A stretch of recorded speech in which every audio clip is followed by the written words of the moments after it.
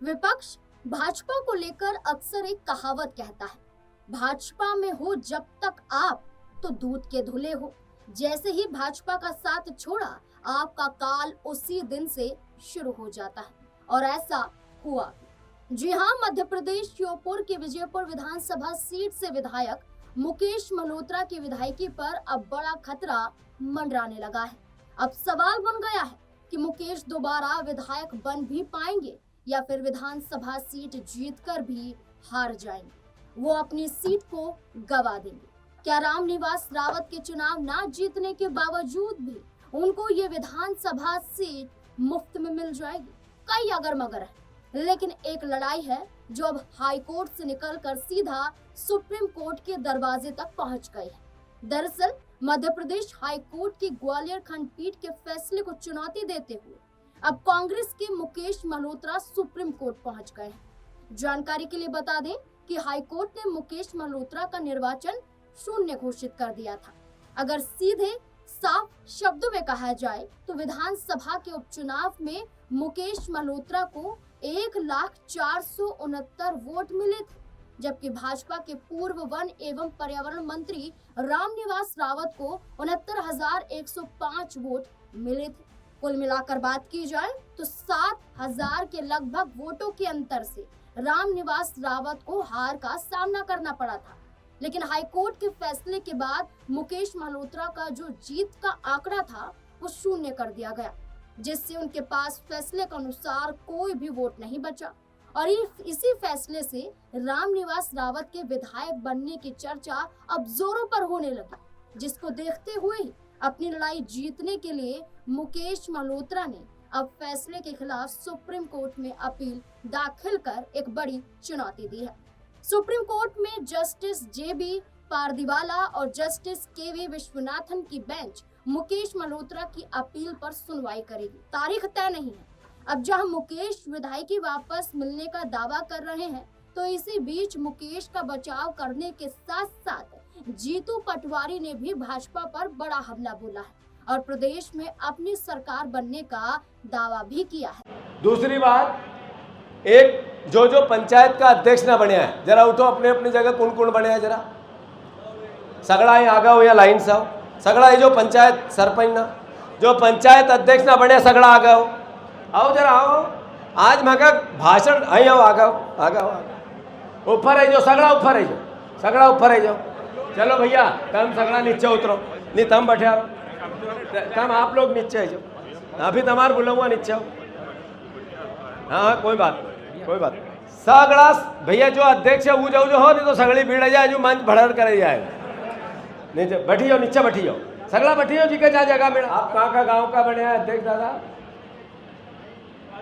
काली बिल्लोद लो जरा, तब ये बताओ काली बिल्लोद की जमीन ना अधिग्रहण मिली थी तो हूँ लड़ना आया तो अच्छी लड़ाई करी अपन ने। पुनः चुनाव का बाद फिर चुनाव है तो काली बिल्लोद पूरी बीजेपी में चली गई, हमारा थोड़ा सा वोट मिला। सही है कि गलत? काली बिल्लोद की लड़ाई जितनी भी लड़ी वह कांग्रेस ने लड़ी, तब ने लड़ी, तुम्हारी साथ मिली कांग्रेस का कार्यकर्ता गया। और जब चुनाव है तो बीजेपी जीती। मनोज पटेल कोई का फोन नहीं उठावा, एक नंबर को जनप्रतिनिधि एक तरह से बिना काम के, फिर भी वोट उनका ज़्यादा मिल जाए, अपना कांग्रेस का ही जाए। अपना सरपंच ना 2-2, 3-3 लड़न, बीजेपी को एक लड़न वो जीती जाए, अपना 3-3 लड़त ये आपस में हरी आए। सही है गलत? सही है।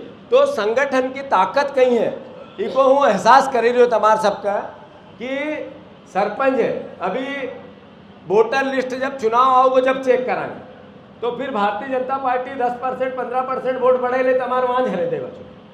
सरपंच ना को काम है सबसे पहले संगठन की मजबूती का लिए वोटर लिस्ट की हर बार जब वोटर लिस्ट आओ का चेक कर लूँ। दूसरों काम है कांग्रेस पार्टी का जो पंच का उम्मीदवार ना है वहाँ की जगह एक मोहल्ला कमेटी, मोहल्ला को अध्यक्ष बना लूँ अभी। तीसरों काम है कि अपना आधा परिवार अपने साथ है कि नहीं कम से कम है, तो भी आधा परिवार ना नहीं है तो उनको जोड़ने की कोशिश करना। और यो काम मंडल अध्यक्ष और ब्लॉक अध्यक्ष को है। एक विधानसभा को चुनाव लड़ने वालों एक भी आदमी इन रोज हस्तक्षेप नहीं कर सकते, उनका तमारा जिस स्तर पर यो काम निपटाणु है।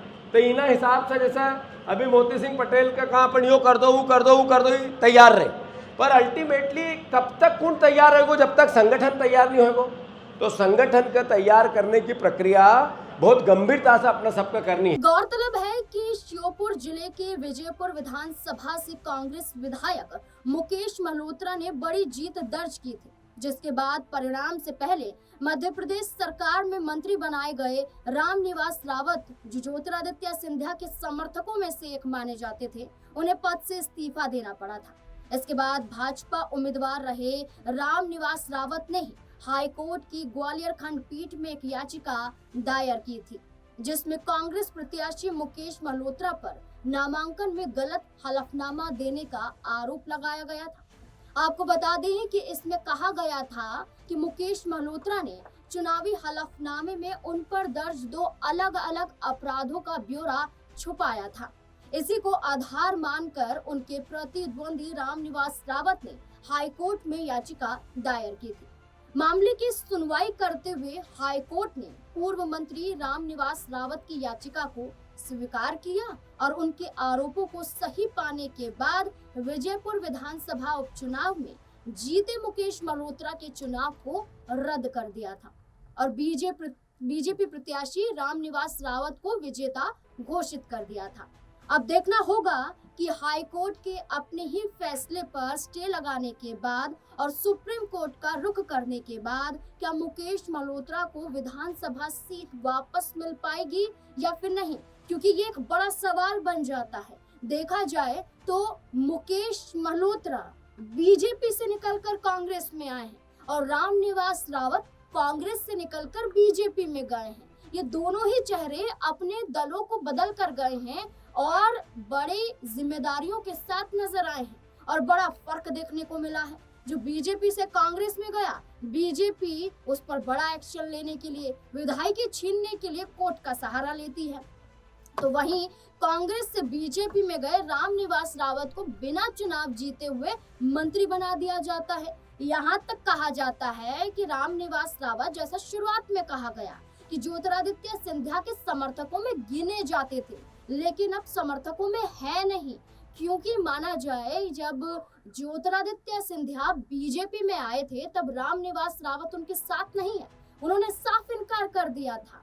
लेकिन इसके बाद देखा जाए तो भाजपा के एक इशारों पर लोकसभा चुनाव के बीच में वो आ जाते हैं। भाजपा में नरोत्तम मिश्रा की बात करें या फिर नरेंद्र सिंह तोमर की बात करें, इनके बेहद करीबी बन जाते हैं और इन्हीं के इशारों पर बीजेपी में आते हैं, जिसके बाद ज्योतिरादित्य सिंधिया नाराज हो जाते हैं, ऐसा कहा जा रहा है, क्योंकि ना तो वो प्रचार प्रसार करने पहुंचे थे और ना ही जीत की खुशी का इजहार करते हुए नजर आए थे जब वो यहाँ बीजेपी में दिखाई दिए थे, मंत्री बना दिए गए थे बिना चुनाव लड़े तब भी। अब ऐसे में देखा जाए तो ना इस पूरे मुद्दे पर कोई भी कुछ कह रहा है, बल्कि रामनिवास रावत ने हाई कोर्ट का रुख किया तो वहीं मुकेश मल्होत्रा ने अब सुप्रीम कोर्ट का रुख कर दिया, क्योंकि 15 दिन का स्टे खुद हाई कोर्ट ने अपने फैसले पर लगाया था। अब इस बीच में देखना होगा कि जहां एक याचिका दाखिल मुकेश मल्होत्रा ने कर दी है, तो क्या अब रामनिवास रावत भी एक और याचिका दाखिल करेंगे? क्या अपने अपने पक्ष में जवाब दिया जाएगा? आखिरकार क्या होगा? विधायकी बच पाएगी या फिर मुफ्त में विधायकी दे दी जाएगी, जैसा कि रामनिवास रावत को लेकर चल रहा है कि विधायकी उन्हें मिल सकती है, विधायक बन सकते हैं। लेकिन देखना होगा अब सुप्रीम कोर्ट के एक फैसले पर। क्या होगा फैसला, इस सुप्रीम कोर्ट पर ही निर्भर करता है, क्योंकि तारीख तय नहीं की गई है, बल्कि एक याचिका दाखिल मुकेश मल्होत्रा के जरिए कर दी गई है। अब देखना होगा कि आखिरकार कब होगी सुनवाई और क्या होगा फैसला।